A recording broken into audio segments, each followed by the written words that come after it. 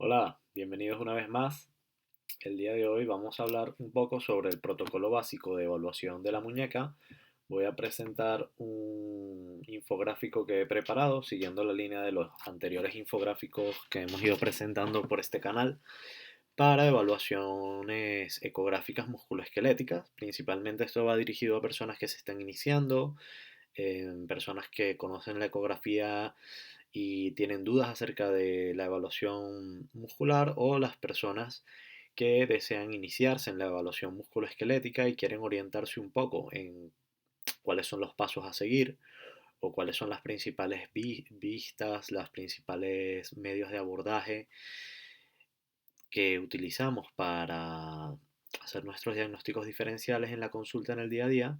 He preparado un material que es un poco bastante didáctico, sencillo, en el cual les muestro dónde deben colocar el transductor y a su vez más o menos la imagen que deberían obtener, señalándole las estructuras principales a reconocer en cada una de estas imágenes. Vamos a ver. Listo. Pues para los que nos conocen el formato que hemos venido usando hasta ahora,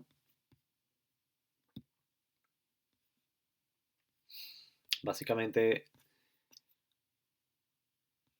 he realizado una especie de línea de tiempo en la cual se sugiere, y como les comento siempre, esto es a modo de referencia nada más, un orden por el cual pueden realizar la evaluación ecográfica de la articulación, ¿vale? Con los principales abordajes que se utilizan en el aspecto dorsal, en el aspecto palmar, y luego algunas estructuras más específicas que podemos evaluar en cada uno de estos compartimentos. Principalmente, esto es una evaluación básica, la cual vamos a reconocer las estructuras más evidentes y que suelen ser también las más frecuentes al momento de valorar pacientes con patología traumatológica en la muñeca, como con patología osteomuscular. Además nos puede ayudar bastante, sobre todo si estamos en el área ocupacional o en el área laboral. Conocemos que las neuropatías compresivas a nivel de la muñeca son muy frecuentes y es un diagnóstico diferencial que siempre se debe tener en cuenta. Probablemente al realizar la ecografía pudiéramos, si no diagnosticar con un 100% de sensibilidad y especificidad, sí tener una orientación bastante clara sobre qué es lo que puede estar ocurriendo en este caso en, en esta articulación, ¿no? Entonces, como siempre, recordar, en este caso, al final del infográfico van a encontrar unos puntos claves. Siempre vamos a realizar esta evaluación con un transductor lineal. Vamos a utilizar nuestras preconfiguraciones específicas de músculo esquelético que tengamos en el momento en nuestro equipo, si es posible, una configuración superficial, la cual puede variar ya de acuerdo al paciente que tengamos, sobre todo si tiene un panículo adiposo prominente, o si es un paciente que sea delgado, ¿no? La profundidad es variable acorde a la estructura a evaluar. Les recuerdo siempre colocar una adecuada capa de gel, sobre todo cuando van a evaluar tendones y estructuras ligamentarias, evitar realizar presión. Muchas veces la presencia de líquido en las vainas sinoviales o la presencia de pequeños quistes pudiese pasar desapercibida si realizamos mucha presión sobre las estructuras a evaluar, ¿no? Eh, Promover situaciones de tensión en las estructuras ligamentarias y tendinosas para evitar anisotropía, una regla básica de la ecografía musculoesquelética. Las aproximaciones siempre pueden ser más anatómicas al iniciar la evaluación en la forma transversal y luego rotando posteriormente una forma longitudinal para poder evaluar mejor la totalidad, por ejemplo, de una estructura tendinosa, y siempre visualizar todos los hallazgos que encontremos que consideremos patológicos, por lo menos en dos planos, para estar seguros que no estamos cayendo ante un artefacto o un pitfall de la imagen. Siempre recomiendo iniciar la evaluación desde el aspecto dorsal de la mano. En este caso es mucho más sencillo reconocer estructuras. La mayoría de, Los principales motivos de consulta suelen ser por dolor hacia esta región, patologías tendinosas de los compartimentos extensores. Entonces, bueno, usualmente suelo iniciar el estudio de esta forma, además que suelo colocar al paciente sentado con su mano reposando sobre la misma pierna, o en los casos que tenemos un escritorio o alguna mesita para apoyar la mano, siempre recomiendo apoyar la mano y realizar una muy discreta flexión palmar a fin de exponer mejor la superficie dorsal de la muñeca, ¿no? Entonces, desde este abordaje, siempre recomiendo iniciar el abordaje. En este caso, sabemos que el abordaje transversal nos va a dar una visión un poco más anatómica, pero recomiendo iniciar el abordaje siempre de manera longitudinal, sobre todo a nivel del carpo dorsal, porque vamos a poder reconocer muy rápidamente, en este caso, al colocarnos sobre la epífisis distal del radio, vamos a encontrar esta imagen. Vemos aquí cómo la zona ecogénica corresponde a la cortical ósea del radio distal. Posteriormente encontramos un gap o un espacio y otra estructura ósea. En este caso puede corresponder tanto al escafoides como al semilunar, ya dependiendo de dónde nos ubiquemos, ¿no? Si más lateral o más medial en la articulación. Y toda este área que se encuentra ubicada entre las estructuras óseas correspondería al receso sinovial dorsal del carpo. En algunos casos el receso se va a ver de esta manera, el cual pues es bastante normal. Hay un componente adiposo, hay un componente sinovial y muchas veces puede estar ocupando este área pues líquido, quistes sinoviales, lesiones de diferentes etiologías que pudiesen estar ubicadas dentro del sinovio articular. A su vez, por arriba vamos a encontrar un techo que lo ocupan los tendones extensores. En este caso, si estamos ubicados en el medio, vamos a encontrar los extensores común de los dedos, pero si nos desplazamos un poco más lateralmente, ya podemos encontrar diferentes compartimentos extensores con respecto ya a la correlación anatómica. Es básico que conozcamos la anatomía de la muñeca, que sepamos dónde se ubica cada compartimento y el contenido de cada uno de estos compartimentos, porque eso nos va a facilitar muchísimo la evaluación, ¿vale? Así no vamos a confundir estructuras, podemos seguir las estructuras de proximal a distal, sobre todo hasta sus inserciones, y a su vez podemos realizar adecuados diagnósticos diferenciales. Rotándonos a la posición transversal, igualmente sobre el aspecto dorsal de la muñeca, encontramos entonces cómo íbamos evaluando un poco más proximal la articulación radioulnar distal, y si vamos un poquito más distal ya pasamos este gap y pudiéramos ubicarnos en los diferentes huesecillos del carpo. Usualmente lo que es de mucho interés, bastante valorable casi con cualquier transductor sin necesidad de tener una ultra alta frecuencia, es la integridad del ligamento escafoide semilunar, un ligamento que está sujeto a daño, sobre todo traumático, ya sea o por patologías crónicas también. Es bastante visible en la muñeca y fíjense cómo simplemente una vez que reconocemos nuestras estructuras óseas a este nivel, nuevamente tenemos aquí esta cama. Voy a incrementar un poco aquí el tamaño de la imagen. A ver cómo puedo mejorar. Ahí creo. Vale. Fíjense cómo los tendones extensores reposan sobre la superficie dorsal del radio distal en este caso. Vemos cómo hay un gap muy pequeño entre la ulna y el radio, y entre ellos esta estructura triangular que señalamos aquí correspondería a las fibras ligamentarias radioulnares dorsales. ¿Okay? Muy importante evaluar la integridad de este ligamento. A su vez podemos realizar movimientos de supinación y pronación activos o con resistencia forzada en el paciente cuando sospechamos luxaciones o lesiones de este ligamento para ver la integridad, e incluso podemos apreciar en algunos casos de acumulación de líquido postraumático, sobre todo la presencia de líquido en este espacio con interrupciones totales del ligamento. Fíjense que si vamos un poquito más distal y sobre los reparos óseos correspondientes encontraríamos el escafoides y el semilunar y nuevamente una estructura isoecoica bastante homogénea entre ambos que corresponde a las fibras ligamentarias dorsales, ¿no? En este caso también íntegras en esta imagen, siempre podemos hacer desviación, ya sea radial o desviación ulnar, a fin de comprobar la integridad ligamentaria o incluso forzar un poco más la flexión palmar del paciente para ver cómo se comportan estructuras o incluso realizar una valoración bilateral. Recordemos que la ecografía nos permite en el momento poder tener disponible una articulación en un mismo paciente contralateral con la cual podemos hacer comparaciones inmediatas, y en ciertos pacientes o en la mayoría que sabemos que la patología puede ser unilateral, ponerse en evidencia, ¿no? Las pequeñas diferencias que muchas veces pueden ser muy sutiles al ojo inexperto. Entonces, bueno, básicamente de las estructuras óseas y ligamentarias y sinoviales, desde el aspecto dorsal, lo principal que vamos a evaluar son estas que están aquí. Posteriormente podemos realizar valoraciones individuales de los compartimentos extensores. Conocemos que los tendones extensores de los dedos y de la muñeca se dividen en diferentes compartimentos, cada uno con sus propias vainas sinoviales y cada uno sujeto a sus diferentes posibles patologías, ¿no? Les he señalado aquí todos nuestros 6 compartimentos, ¿vale? Y el abordaje que recomiendo sí hacer aquí siempre va a ser transversal.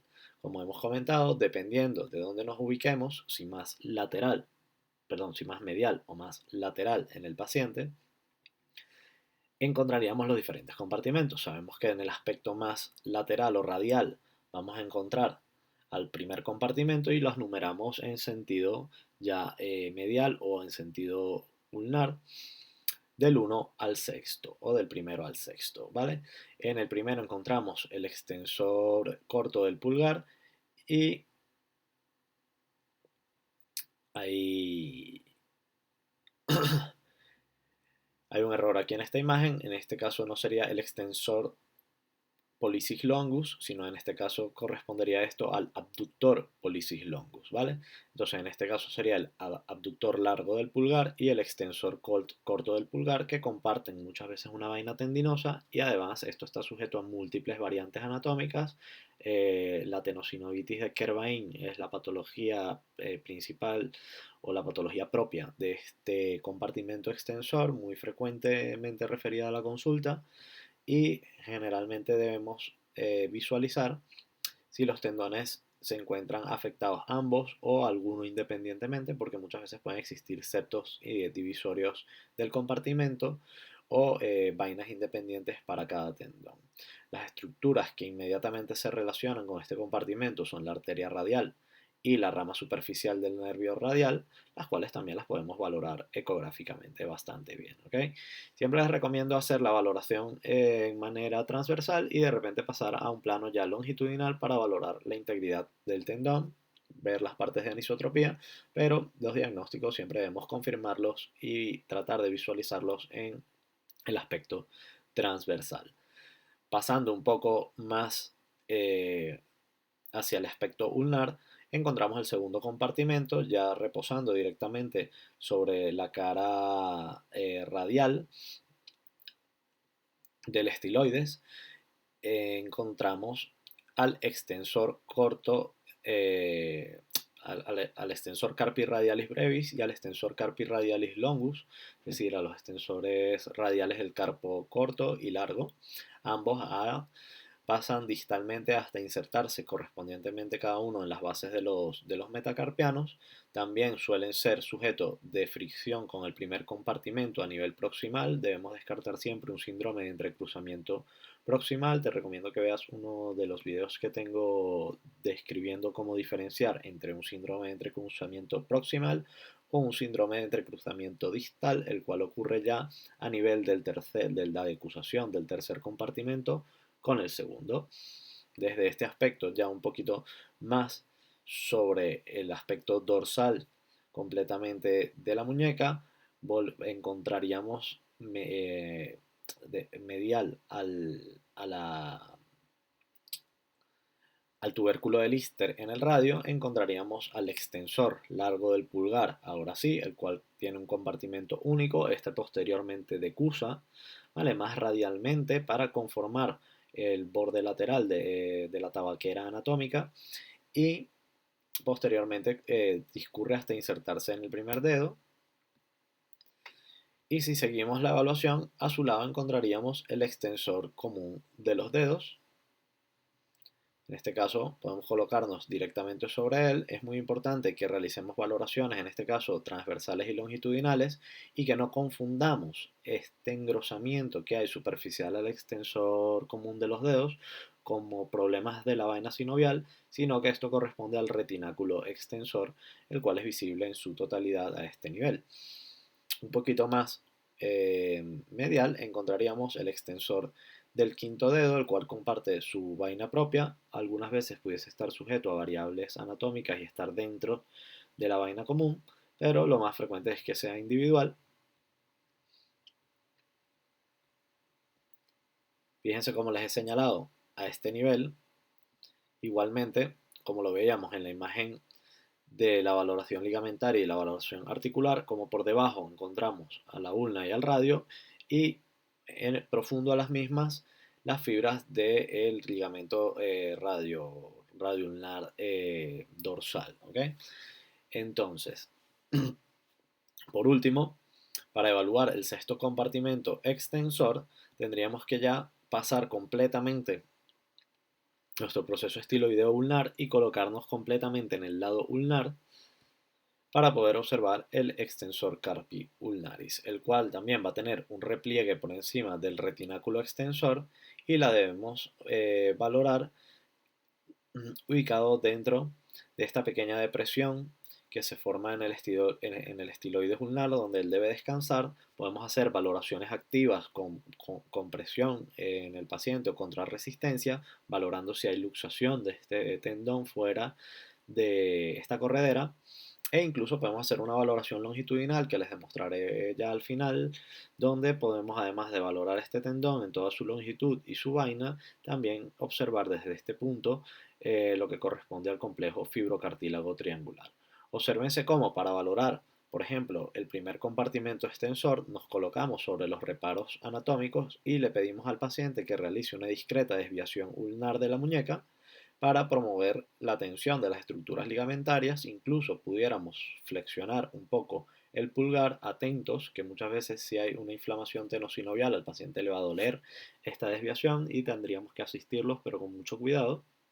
Y a su vez, para valorar las estructuras en el aspecto ulnar, pedimos al paciente que realice desviación radial. De hecho, podemos hacer una desviación radial forzada si estamos sospechando problemas de inestabilidad articular o de roturas del complejo ligamentario lateral o externo de la muñeca.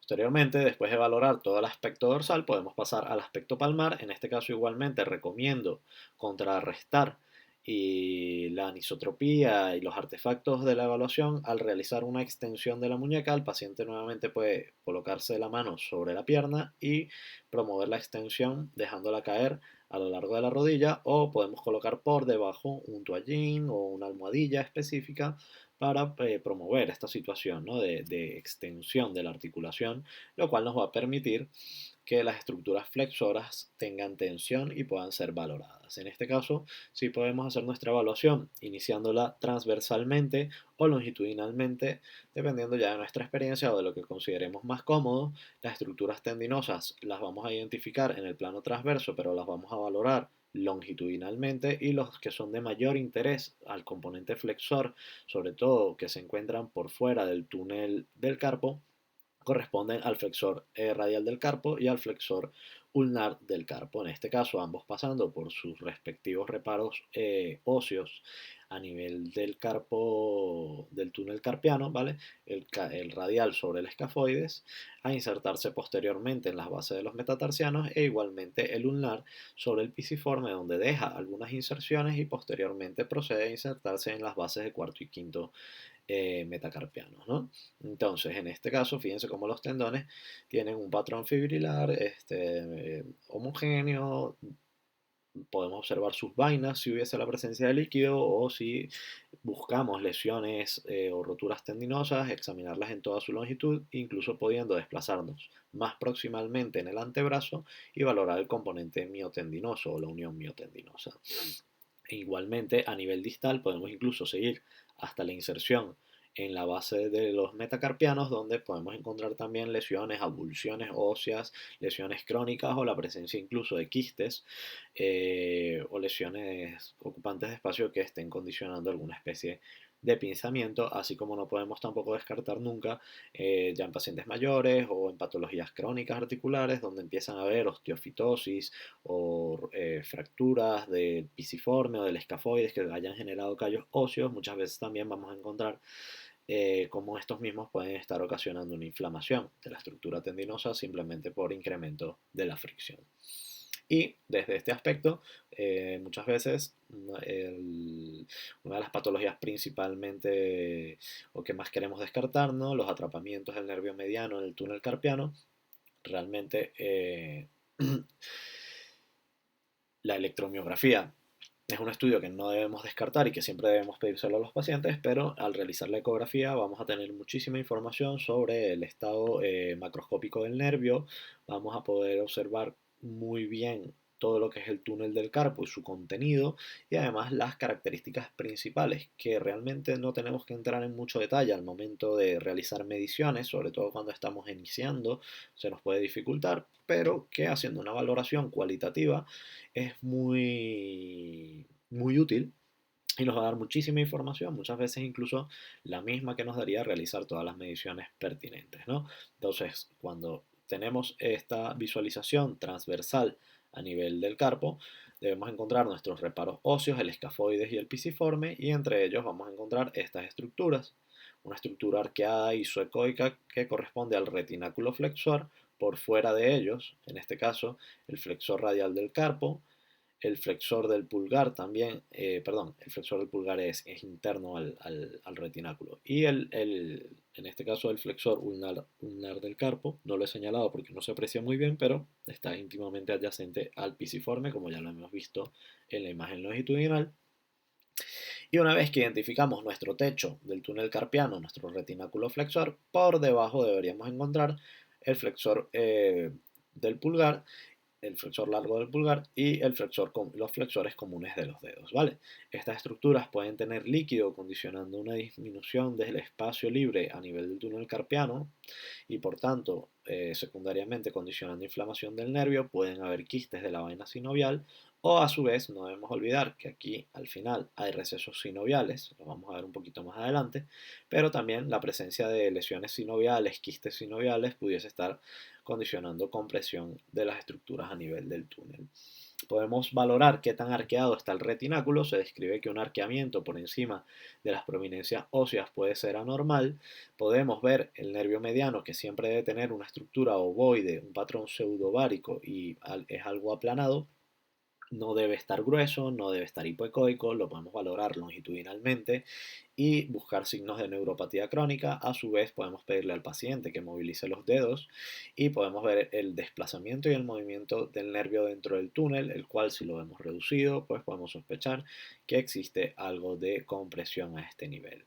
Igualmente desde este nivel podemos ver al canal de Gullón, el cual también es imprescindible valorar ecográficamente, sobre todo si sospechamos patología o atrapamiento del nervio ulnar, que a este nivel lo vamos a encontrar adyacente y vecino de la arteria ulnar. Ambos pasan por dentro de este repliegue aponeurótico, este repliegue que es independiente del retináculo hacia el pisiforme y dentro están las estructuras. Muchas veces pueden haber lesiones quísticas comprimiendo al nervio y con el paciente con algunos síntomas correspondientes, ¿no?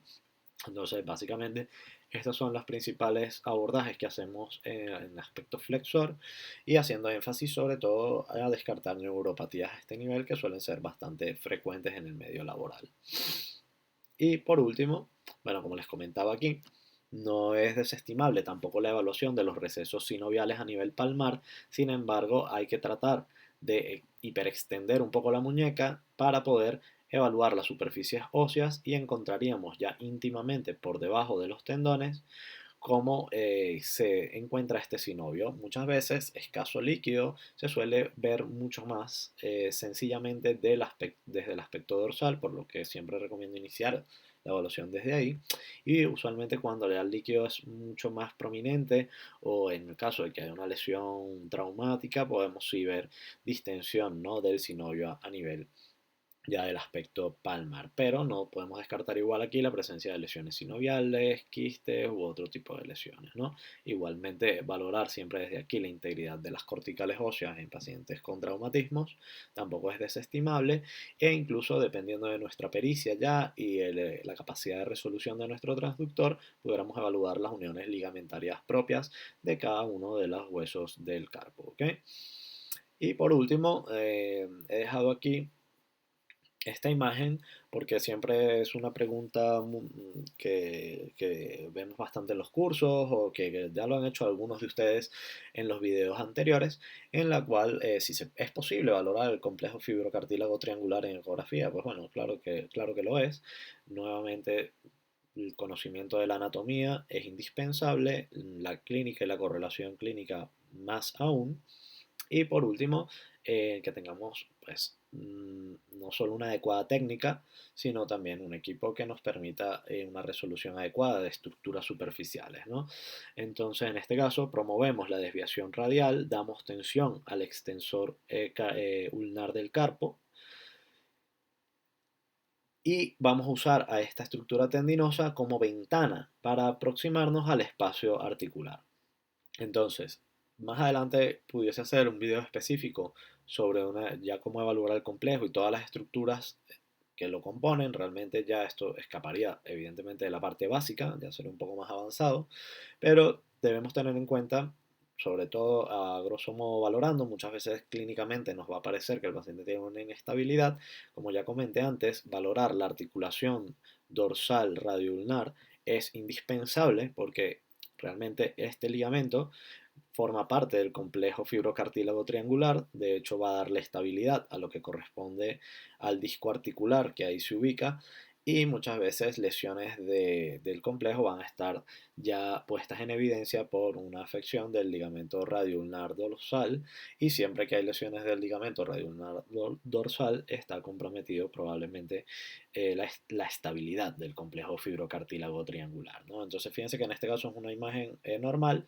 Vamos a colocarnos en este aspecto. Aquí esta imagen está orientada al contrario, ¿vale? Fíjense dónde está ubicada la marca del transductor, se ha colocado al revés, me imagino por temas durante la evaluación, pero bueno, indiferentemente, les he colocado aquí el nombre de cada estructura para que no se confundan, y tenemos la estiloides ulnar, por arriba el extensor carpi ulnaris, el retináculo, ¿vale? No confundirlo nunca con el engrosamiento de la vaina, es muy importante que lo tengamos en cuenta, que va a estar ahí. Y por debajo todo lo que es subrayado en verde corresponde al complejo fibrocartílago triangular, sin que entremos mucho más allá en detalle, sobre todo sobre los diferentes componentes del mismo. Por ejemplo, más superficial, sobre todo adyacente y colindando con el carpio ulnaris, encontraríamos a lo que es el ligamento colateral lateral y al menisco homólogo. Se encuentran en condiciones normales casi indistinguibles entre sí. Luego, posteriormente, encontraríamos los componentes más superficiales del ligamento radio ulnar dorsal, que envolverían en este caso también al disco articular, que es lo más profundo, y que si hacemos mucho énfasis en la imagen, en este caso la parte profunda no se ve tan claro, pero en el fondo tenemos el estiloides, está el espacio articular, aquí tendríamos la superficie del radio, y en este caso encontraríamos el piramidal, ¿vale? El cual colinda, y sabemos anatómicamente, con lo que corresponde al semilunar. En este caso el semilunar estaría aquí, aquí estaría el radio, y entre el piramidal y el semilunar se encuentra el ligamento piramidal semilunar, el cual es muy importante, indispensable forma parte del complejo fibrocartílago triangular. Muchas veces pudiéramos ver en el fondo aquí presencia de quistes sinoviales, soluciones de continuidad. Al forzar la desviación radial vamos a encontrar incremento del espacio y se pudiese colocar en evidencia roturas de este complejo ligamentario también. Así como que la presencia de cualquier quiste, de cualquier acumulación de líquido, de irregularidades, de calcificaciones, de osteofitos en esta zona, siempre deben orientarnos a pensar patología a este nivel, incluso cuando, sobre todo cuando se relaciona a una evaluación clínica positiva, ¿no? Para inestabilidad de la muñeca.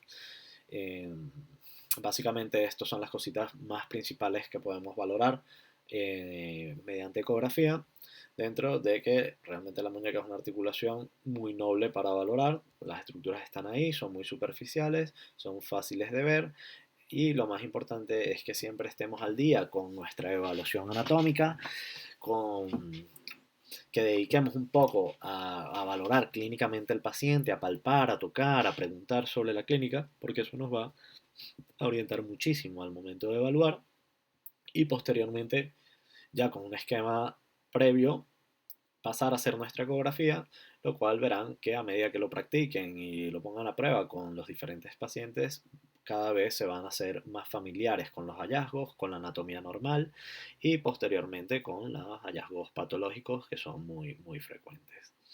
Espero que puedan disfrutar de esta evaluación, que lo puedan poner en práctica. Estoy atento a cualquier duda, dejármelo escrito aquí abajo. Y si necesitan este material en PDF para los que están actualmente haciendo el curso de musculoesquelético básico con nosotros, lo van a tener disponible en el aula.